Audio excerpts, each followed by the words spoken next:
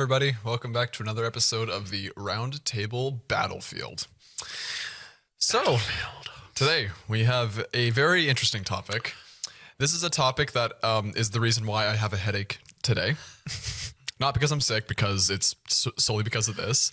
I think many in Canada have been aware of this for a while, unless you've been living under a rock or you just don't keep up with politics, in which I applaud you for somehow not coming across this news already. But yeah, those are the smart ones. Yeah, exactly. Today, we're going to be talking about the infamous threat by now U.S. President Donald Trump to impose a 25% tariff on all imports coming from Canada and Mexico. Yikes. That's a big topic. Well, and it's actually in the news in some other countries. In fact, there was a country that refused didn't they fly a plane full of people to a country? Colombia. Colombia, that's what it was. So if you missed that news, just recently at the time we're taping this, basically as part of the whole mass deportation efforts by the United States for the illegal immigrants, they were sending a plane full of illegal immigrants back to Colombia.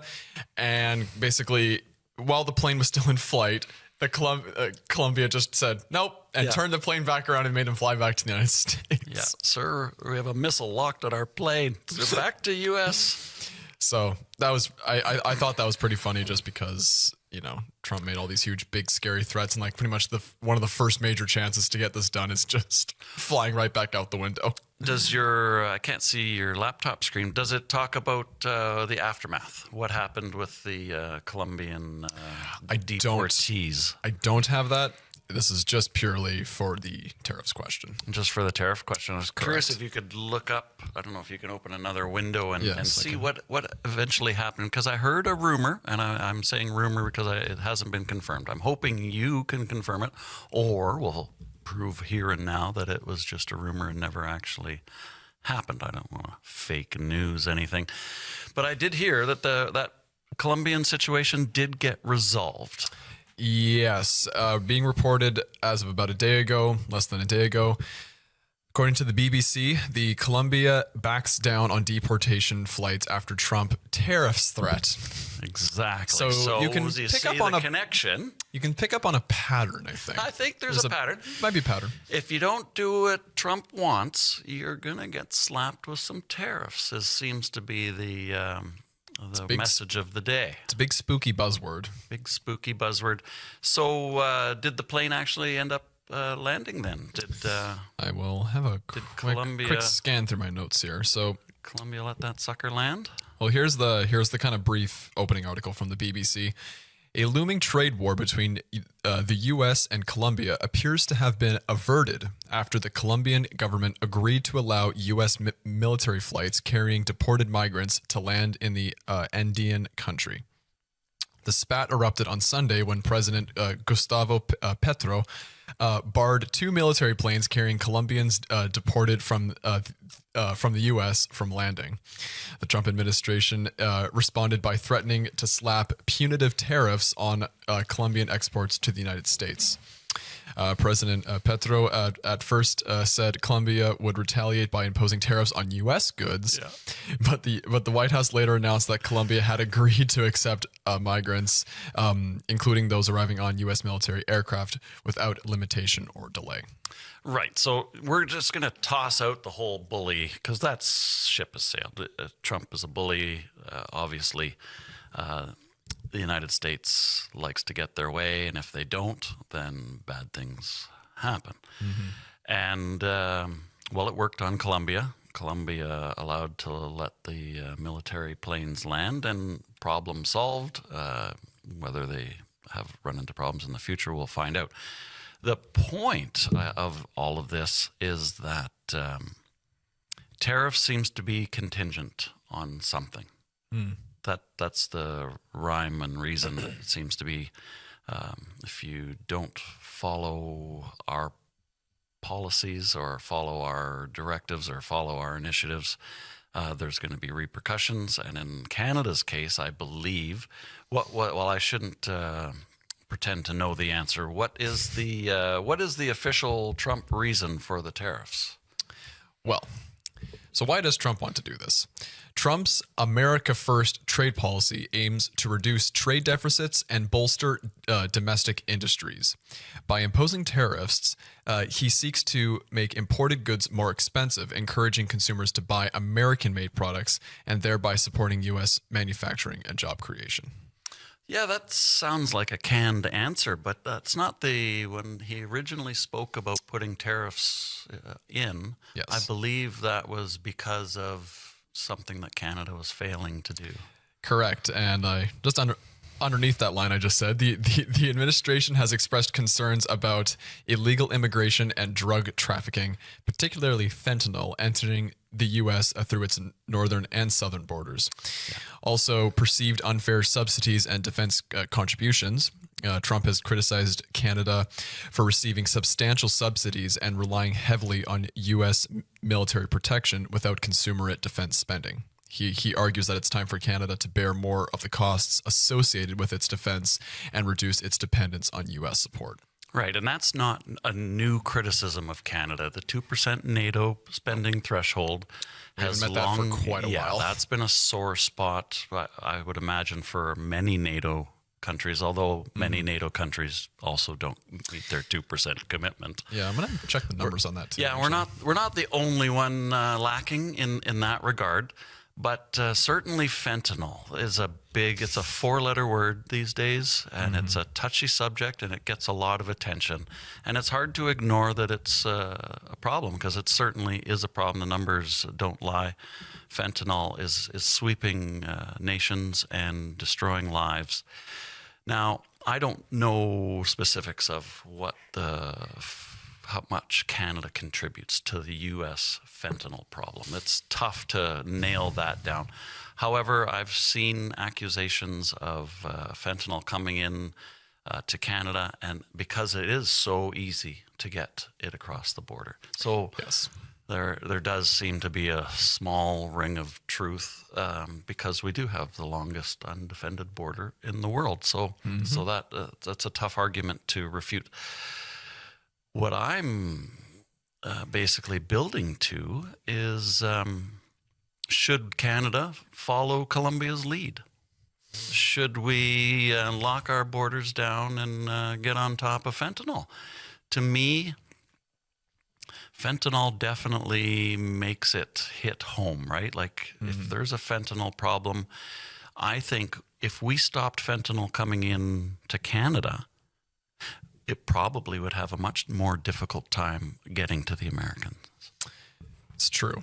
But one angle I would come at it from, and, well, fentanyl is dangerous. I mean, we've seen such a small amount, either outright or it being laced in another drug can kill you. But the problem, I think, and what we've seen with the whole war on drugs that the U.S. has kind of brokered since the 70s, when you cut the supply without first cutting the demand, people are going to still find a way to satisfy that demand. And so I could see fentanyl production still taking place in Canada. And again, when you start cutting the supply of certain ingredients, people will find a way to manufacture these drugs to make them even more potent and deadly. Now, I mean, do I want less fentanyl coming into Canada and vice versa? Of course. But there's a potential downside effect that we might not realize, might not see coming, but it's hard to say. I don't work for any drug enforcement policy, so it's hard for me to say. Well, there certainly is a damned if you do and damned if you don't Exactly. Aura over the drug trade. But it's tough not to label fentanyl as the worst because it takes so little to overdose. Yes. And a lot of times it gets laced into other drugs. And when you take what previously was a non-lethal dose of another narcotic, but then find out that it's been laced with a smaller dose of fentanyl, you're in your grave. You're in the grave, even though you thought you were doing something that wouldn't kill you, and then unintentional overdose, and another headline that nobody wants to read. So getting fentanyl out of the country sounds like like you say, it might just force drug users to rethink their drug of choice, good or bad. But I'm saying that fentanyl, because it's so potent, it deserves targeted attention. And, Sure. and it absolutely is worthy of specific measures to curb its use, and that we can justify it because there will be less overdoses of people unintentionally taking the fentanyl. Yeah, it'd be interesting to see a statistic of what amount of fentanyl overdoses were intentional or completely accidental. Yeah. And I think I would agree that targeting such a potent drug like fentanyl, absolutely we should.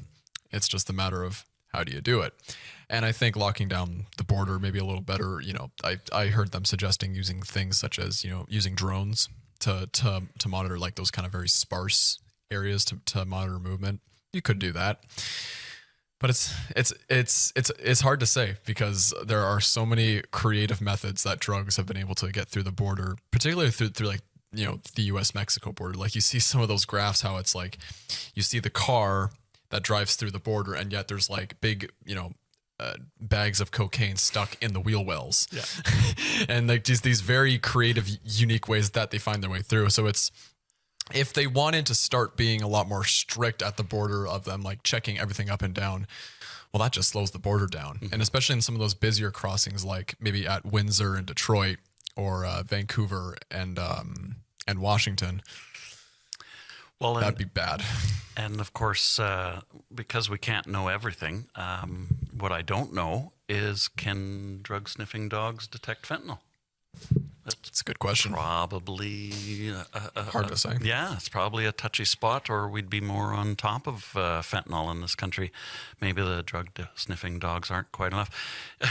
You reminded me of a joke that I read about Colombia when you said cocaine, because I read a joke. This is fake news. So this is not real.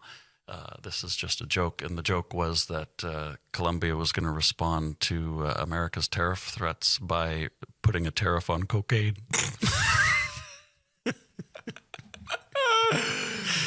Dang. Yeah, that would have been a nice headline, but more for its comedic effect than its actual utility.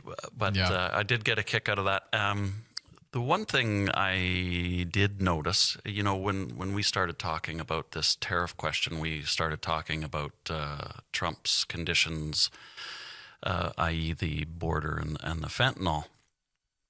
What I do notice about all of the major political parties in Canada is that they've all gone a different route. They've decided to ignore what the American demands were and concentrate on retaliation and retaliatory tariffs and escalating dollar for dollar. Those kinds of conversations have been thrown around. But nobody has talked about doing what Colombia did and just, give them what they want, and then maybe then they'll go away. And those conversations aren't happening. And what really bothered me about it was that fentanyl specifically was mentioned, because I believe that any politician would do their reputation justice by coming out strong against fentanyl. And I think the entire country would rally behind an anti-fentanyl, the war on fentanyl, whatever you want to call it. Sure. Fentanyl is destroying lives, so therefore any actions that prevent that in my mind, would be seen as a positive. So it almost rings as a missed opportunity for political leaders in Canada to really not break new ground, but distance themselves from all the other political parties. And that option was available to all of the political parties in Canada, and none of them took it. And I see it as a bit of a letdown. I thought at least one political party would come out strong against fentanyl, because all of the political parties talk about their anti-fentanyl efforts, but nobody. It's not enough. It's that typical kind of how would you say, like wishy-washy kind of, it's the political answer. We don't stand for these drugs and we think that they should be banned and I think they need to like be a lot more like, okay, fentanyl, we're done. Like, whoops, I hit the box. I think they need to just say fentanyl, no. And I think they need to aggressively go after it. Like I would say in a way, almost don't even worry about convoluting it like by throwing, cocaine or heroin into it. I say just go after fentanyl, because I think if you look at the statistics, I think it's by far the highest killer. Yeah. I think you got like, well, it's an indiscriminate killer. Exactly. That's the problem. People like aren't like going out of their way to like take fentanyl. A lot of them. Well, again, I'd like to see the numbers of the intentional versus unintentional, but a lot of people, they might just be recreational users of cocaine, of heroin, and they might be taking, clean, non-lethal doses. What they think. Yeah. But then all it takes is just that one little bit of fentanyl, and then, like we said, in the grave. Yeah. So it's tricky. It's just scary stuff. It's tricky. I mean, I remember, because I'm slightly old enough to remember like when fentanyl became slightly old enough. Well, because I was a kid when a lot of the fentanyl headlines started to kind of hit the news about a decade ago, give or take. And you see all these like alarming statistics. Like 4 people overdose in Vancouver overnight from fentanyl, and then that becomes 5, 6, 7, and it just gets more and more nuts. And then and this is just broadly on drugs in general, but then you see all this footage from not just in Canada, but places like Vancouver or Toronto or like Skid Row in LA, where people are like hunched over zombies. The zombie effect. It's just so depressing to look at. And I think that I would agree that I think a strong anti-fentanyl stance I think needs to be taken. And doubling back to what we were talking about, just with broader, just the Canada-US tariff threat. I remain divided and just kind of unsure about like the response of it, because I think take Trump out of this, the core problem of, okay, yes, drugs are, I don't think it matters what amount is going, south and which like percent is coming north. There are a ton of drugs that are pouring through, and we can all agree that fentanyl is bad. And I agree that we need to take a harsh stance, I think, to crack down. And I think almost everyone will have that stance.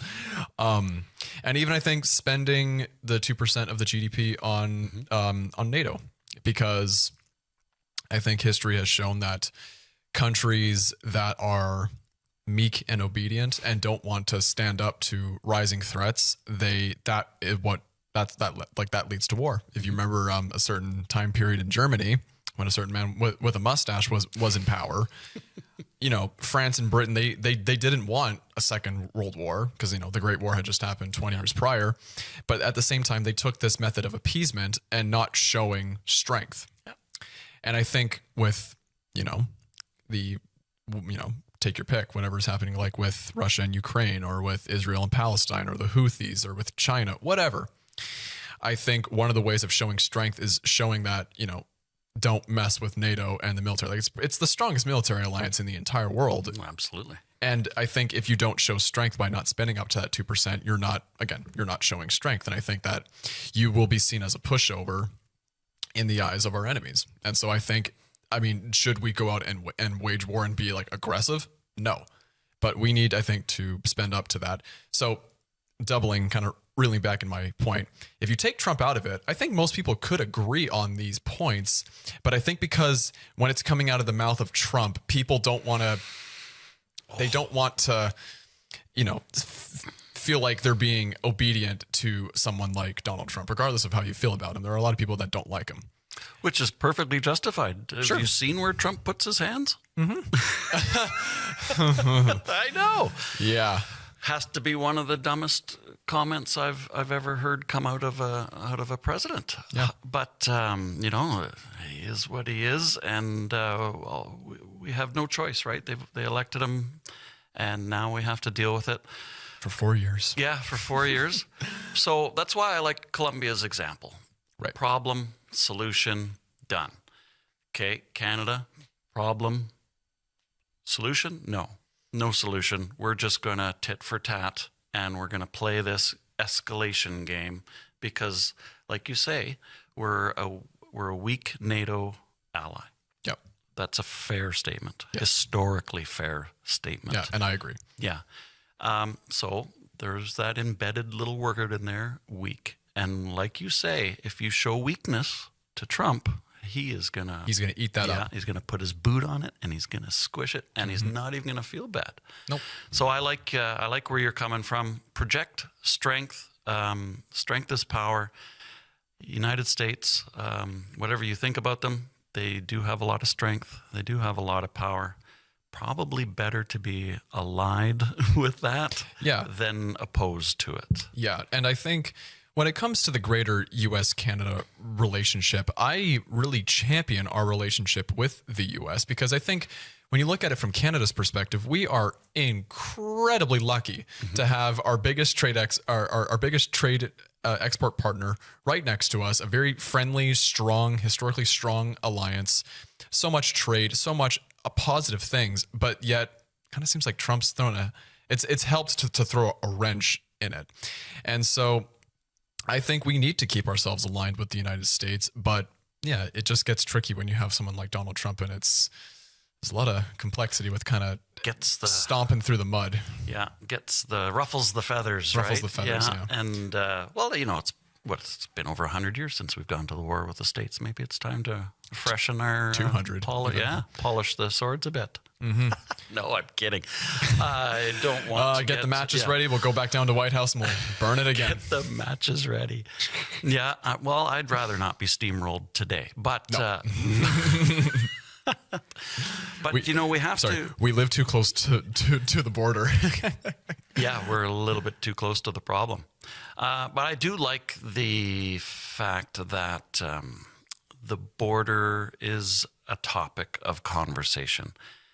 In fact, borders are a topic of conversation all over the world. And if you look at some major European centers, there's a lot of people demonstrating publicly on the street that they're not as thrilled with their immigration policy as the politicians thought they might be. Right. And it's because I see things happening across the pond that aren't happening here. My brain typically goes to, how do we keep it that way? So if immigration is a touchy subject in Europe, I can only assume that it's a touchy subject here. And if we follow Europe's lead, does that mean there's going to be demonstrations here?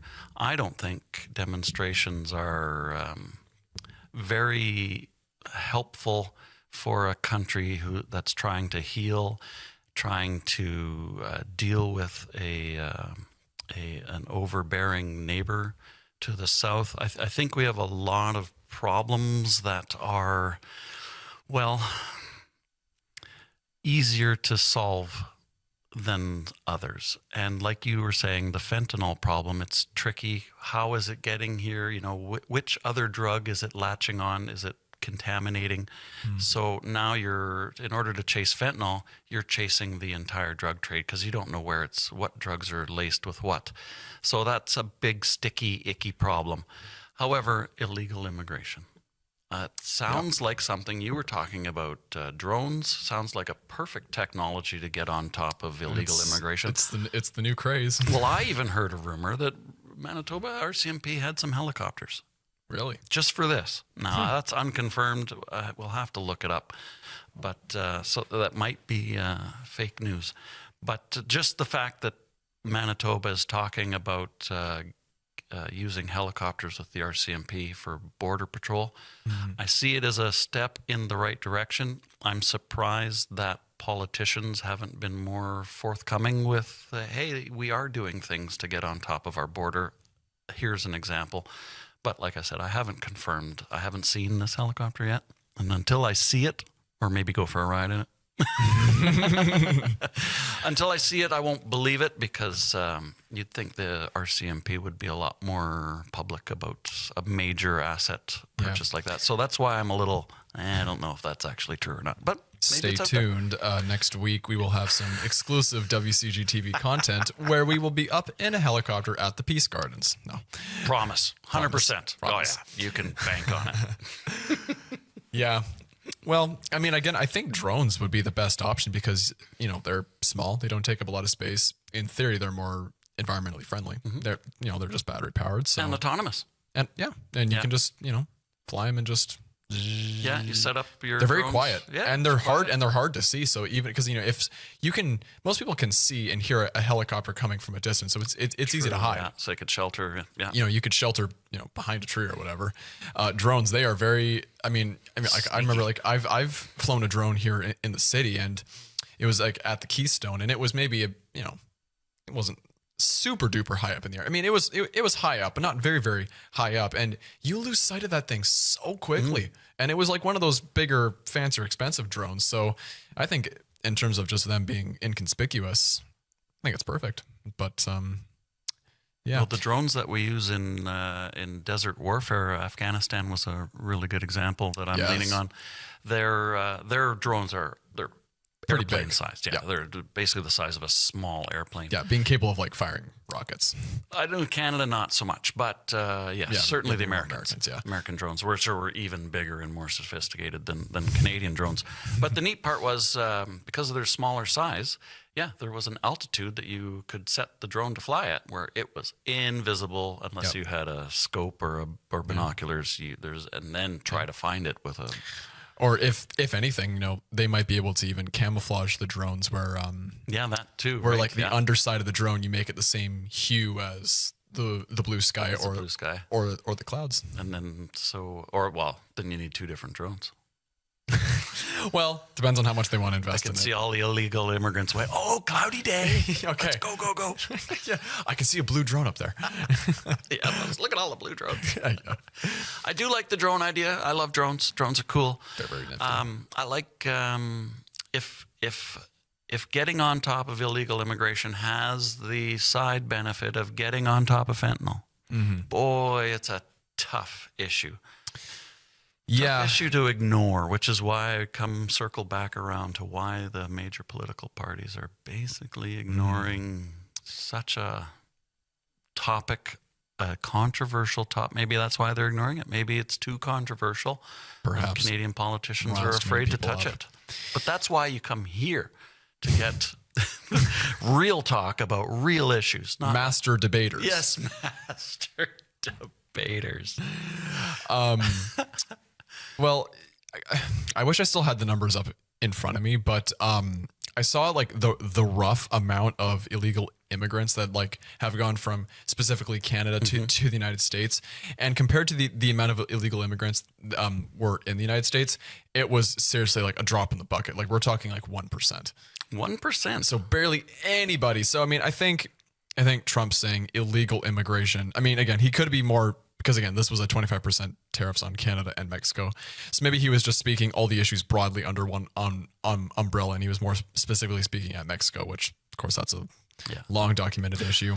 And that makes sense because people are probably coming from Colombia, walking through Mexico or driving through Mexico or getting transportation through Mexico in order to get to the American border.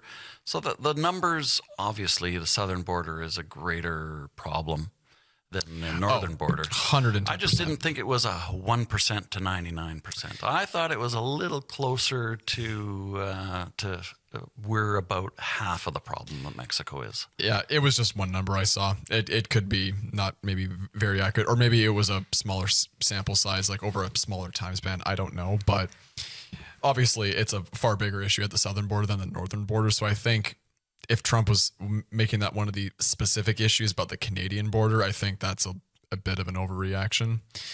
But I think maybe if you wanted to look at it less as illegal immigration, trafficking in general, because I think being strict, like human trafficking, you mean? Well, that, Okay. drug trafficking, Because all of that. human trafficking is one of the other topics that are coming up because Absolutely. America has launched a major child trafficking bust.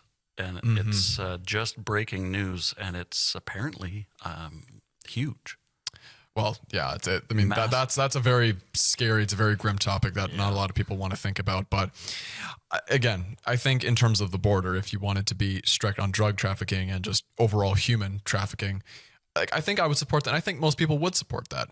But again, I think this kind of doubles back to what I was saying earlier, because it's coming out of Trump's mouth, a lot of, and I think also to be against Trump in this regard, the way he says it too, 25% tariffs, like if he were to come out and say, just in a diplomatic tone, If that were even possible. if that were even possible, but let's say in a perfect world, he did.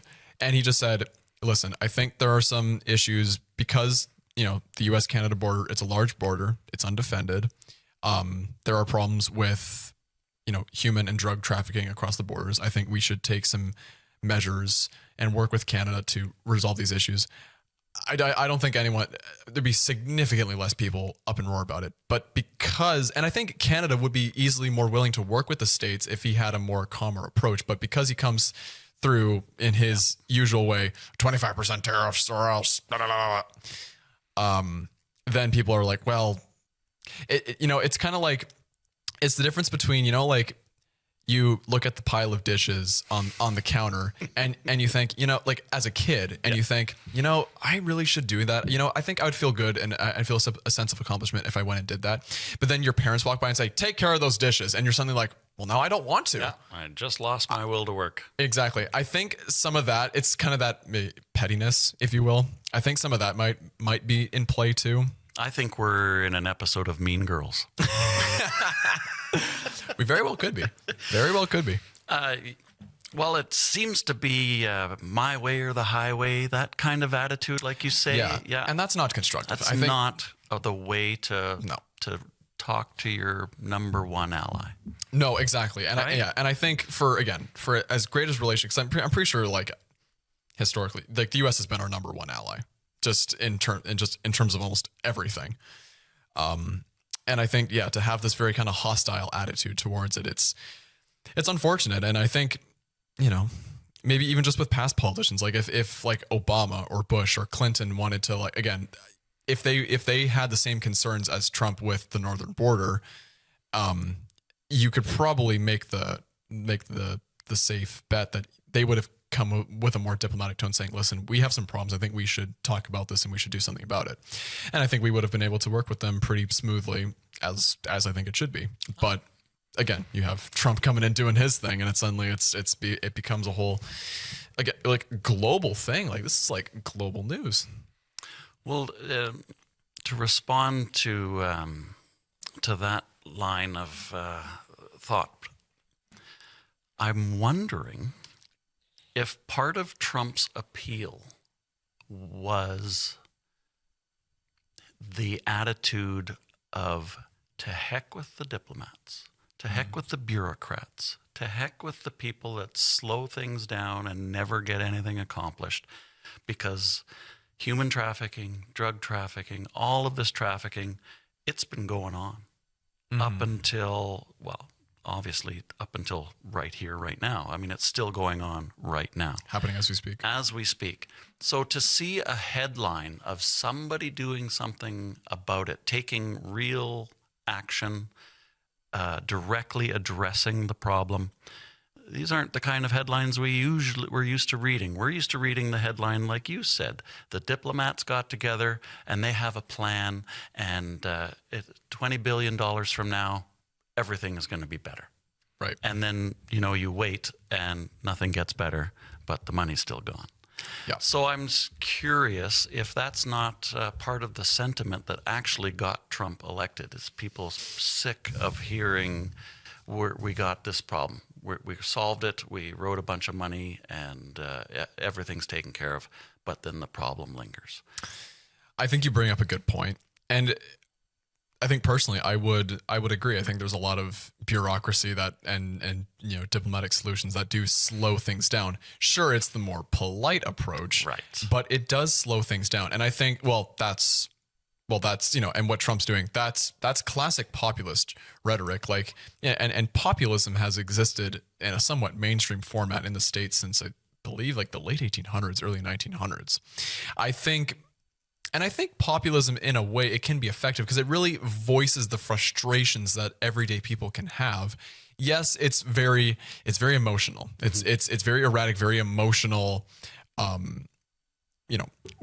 Way of just going about your politics. I think that rubs a lot of people the wrong way because it's not level-headed. Maybe it upends the status quo too much. And this is something that I've kind of fought with as well, because it's like, in a way, like, again, take Trump out of this. I agree. I think there's maybe a little too much bureaucracy. I think we should, like, a little less conversation, a little more action, please. Yeah, good tune. I think I think a lot of people probably would agree with that, but it's hard to say though, because when you have someone like Trump come at, like, maybe just Trump's flavor of a little less conversation is not exactly what people had in mind. He's a little too far. A little, across the we'll in exchange for getting things done, maybe we could tolerate a little bit of crass behavior. Yeah. Maybe. But of course, he blew that out of the water with his grab 'em comment. So obviously, and women vote. Like, if you want to win an election, you need to appeal to the genders, and he didn't do that. He, in fact, probably pushed a gender away. And I don't think that was, that can't obviously be his intention, but his bully mindset can't even recognize that he needs people to get elected. And instead of thinking about what he's saying, it just comes flying out of his mouth. Everybody gasps in horror. And then we end up with, the kind of conversations we're having now about how it's so hard to take somebody at their word when their word is the words coming out of his mouth aren't very good. Yeah. So it makes it hard to pick apart what is meaningful that is spoken by him and what is just pure garbage. But the garbage is getting in the way of his message is my point. And it's really tough to filter through because you don't want to give somebody like that the benefit of the doubt. You don't want to try and understand the mechanism that's driving the policy decisions, because it's so easy to write him off as just another person that shouldn't ever leave the house, right? Right. They should be locked in an underground, in a bunker. Yeah, in a bunker. Yeah, somebody who probably should just stay in the bunker and where it's safe. But no, instead somebody let him out of the bunker, and now we have to deal with him. Yeah. But the challenge, and I find it hard because it's hard to find something positive when you're being drowned by negativity. And he is a very adversarial style, very using insults and creative little words. He renames people so that they're demeaning. Hillary. Yeah, like has a demeaning side. And there's no place for demeaning in Absolutely politics. Not. No condescending, no demeaning. Right? There's no. And I think we can all agree on that. That is Trump's biggest handicap is that he doesn't have the filter. He doesn't have the switch. He doesn't have the good common sense to measure his words. And of course, the counter argument to that might even be why he got elected. Tough to say. It's tough to say because I think you could have a really good politician who does have a populist type of rhetoric, but he has a filter and knows, when to stop speaking or how to choose, maybe choose your vocabulary a little better. And like you say, not having a demeaning quality. I think if you were to take a lot of the Trump out of a populist type rhetoric, you would win a lot of support. And I think because especially nowadays when we have social media and it's popular to be riled up. Like a lot of people are riled up, and there are legitimate problems like domestically and internationally, you know, whether that's, you know, what's ever happening at the border or like rent prices. And I think having someone to come and saying like, listen, we have some issues, and I think that we need to kind of maybe strip back some bureaucracy, and we need to actually like literally roll up our sleeves and get some stuff done here. And, you know, we're all going to do this together. But then you have someone like Trump, who I think he's trying to mantle that because he knows that type of style is popular, but he goes too far where he strips back his filter and, like you say, demeaning quality. And I think that really then turns off a lot of people. And then, you know, then you're still going to have a large support base, but it's for a lot of people who maybe, forgive me, but for a lot of people who kind of lack a filter or a moral compass as well. I think it actually is his greatest hindrance. And I say that because I think that if he was, let's use your example, more Obama-esque. Sure. I suspect that he would meet less resistance with all of his goals and all of his objectives. I think had he not come out so over the top, rude, condescending, belittling, you name it, right? If he had avoided all of those unfortunate aspects of his character, I think he would meet a lot less resistance, and I think people would be a lot more willing to get on board with some of the policies that are coming out of that side of the house. And it's sad that we will never find out, but the flip side is we have lots to talk about. So that's true. There's never a shortage. Yeah. But in the same vein, that's why I have my headache. It gets horrible. Oh, here we go. And it's repetitive because admittedly, ever since Inauguration Day, like a week ago, I have literally banned all U.S. keywords off of my social media feed. I don't want to hear anything out of that country for the next 4 years, despite the fact we're talking about it. I know. And that's about as aggressive as I'll get. But I don't know. It's kind of, I don't know, just getting back to the main root of what we're talking about. You know what, here, like, why don't we talk about more just so like explicitly, should Canada have an overall retaliatory response, or should we be more appeasing? That's a big one because I have some notes here, as I always do. So for example, on the diplomatic engagement side, just a little bit of notes. Our favorite politician, Canadian Foreign Minister Melanie Joly, has initiated discussions with international allies, including the United Kingdom, Mexico, and several European Union nations, to build a coalition aimed at countering the U.S. tariff threat. Go, Melanie, go. Go, Melanie, go. She emphasized the importance of pragmatism in these talks and highlighted ongoing conversations in Europe regarding potential responses to the tariffs. Joly is also scheduled to meet with U.S. officials, including the Secretary of State, Marco Rubio, in Washington to address the issue directly. And then you have the retaliatory measures. So, for example, Prime Minister Justin Trudeau has expressed support for imposing reciprocal tariffs on U.S. goods if the proposed tariffs are enacted, which we did. That's what we did the first time. He stated, quote, we need to match those tariffs dollar for dollar, tariff for tariff, and make sure that if it hurts, it hurts the Americans as much as it hurts Canadians. So that's some very kind of aggressive language out of him too, which you don't really get that out of him too often. I mean, I think it's laughable to think that we can hurt the Americans. Yeah, they will hurt us way more. Oh, holy smokes, hardcore. way more. Like you see that GDP difference? They have a GDP of nearly 30 trillion. We have just over a trillion. Yeah. Well, and it's funny. I was just speaking with Vern, and we were going over his carbon tax bill for his home heating. He was showing me his home heating bill. Yeah, and then he showed me the carbon tax. Then he showed me the tax on the carbon tax. I don't know how that's legal, but whatever. Anyways, so when Trump starts throwing around Canada, and in the mix of that conversation starts telling Canadians how low their taxes will be under an American flag, that's going to start hitting home soon if Canada doesn't do anything about it. Yeah, well, look at this damning statement here.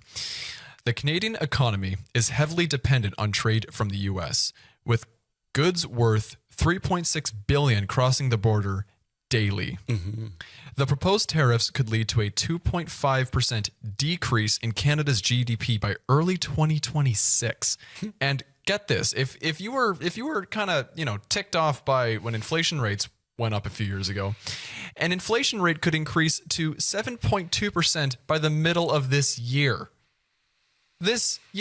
And an unemployment rate rise to 7.9% by the end of 2025, potentially resulting in 150,000 layoffs.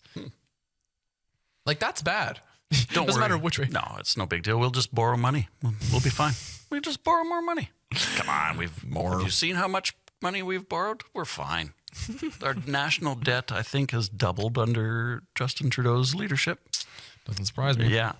When you rack up deficit spending. And look, we're fine. Everything's great. So whatever happens down south, we'll just print more money and we'll be A-okay. Exactly. Got us this far. And nothing bad happened, right, Justin Trudeau? No, right? these last 10 years have been like the post-war economic all boom. Fine. Nobody resigned and walked out in disgrace. No, everything's good. Prorogued parliament.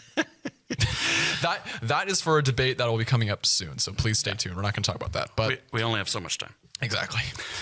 But again, you see this economic impact and you think like that is bad. Like, I think the number one thing is to avoid this.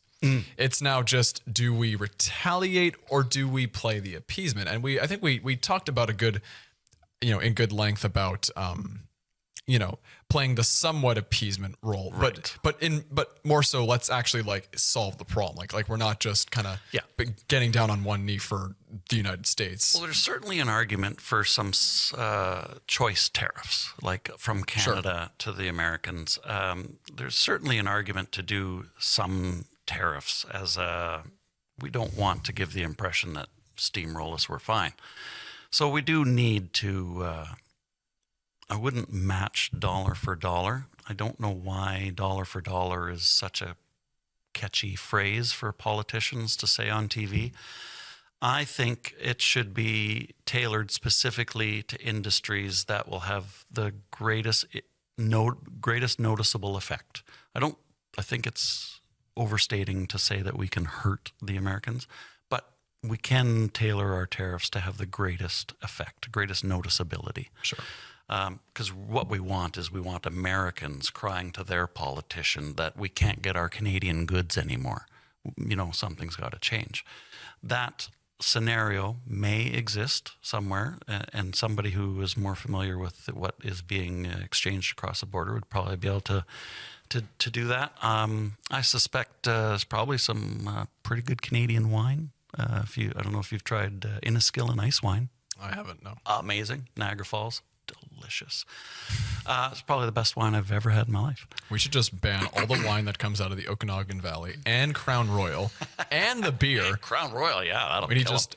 We ban that, they will You ban Crown Royal, down. They surrender the next day. Guaranteed. They'll become the 11th province. They'll become the 11th. Don't take away our Crown Royal apple. That's award-winning. And maple syrup, all the authentic trees, none of that. No more maple syrup for the United States. No more booze and maple syrup, and they will just back right down. And they love Canadian cigarettes. Oh, yeah. Lord, they can't get enough of them. And they also get 20% of our crude oil, too. So if we wanted to do that, we could throw that in, too. Well, I think they're our biggest customer. Yes. I think they buy over $100 billion of oil off of us every year. When we want to like stop sending all of this oil, like that's also bad because now we're not. I suspect they need our oil because our oil is actually quite cheap, but it's unfortunately cheap. Well, it's cheap because it has to be refined a lot more than other sources of oil, right? Our sources of oil have to go through a couple of extra processes just to clean it up. And so that's a tricky operation. So we're dependent on refineries that can accept what we bring out of the ground. And those types of refineries aren't very common in the world. So we have a dependency on American refineries. American refineries have a dependency on us because they have to move product too. Like it's a supply chain, right? And there's a lot of supply chains in existence between Canada and the U.S., and tariffs are disrupting those supply chains. And we need to hang on to the ones that are bringing us our income. So I'm not sure how much an oil tariff. I don't even know if he's talking about an oil tariff because when Daniel Smith went down south, who knows what they said, what they've talked about. Maybe oil and gas aren't on the tariff table. We won't know until February 1st, I think. February 1st is the rough one. And we are taping this on the 27th. So that's like this week. It's, right around the corner. Have they specifically called out oil as going to be tariffed, not versus might be tariffed? Keep talking. I'll find that answer. Keep talking. Just keep stretching. Because oil, we're an oil producing nation, so our economy is heavily dependent on oil. And if there was a tariff on oil, that would be a major talking point and something that we should concern ourselves with right now. As for the other tariffs, other than oil, wood, and some metals, we have a fairly equitable trade relationship. I guess there's no surplus deficits. The only reason we have a trade surplus with the United States is because of all of the oil that we sell them. Other than that, cars pretty much even. Goods and services fairly even across the board. Major imbalances are oil and gas, wood, and metals. Like aluminum. Yes, aluminum definitely. That's a big one. It's aluminum and steel, yeah.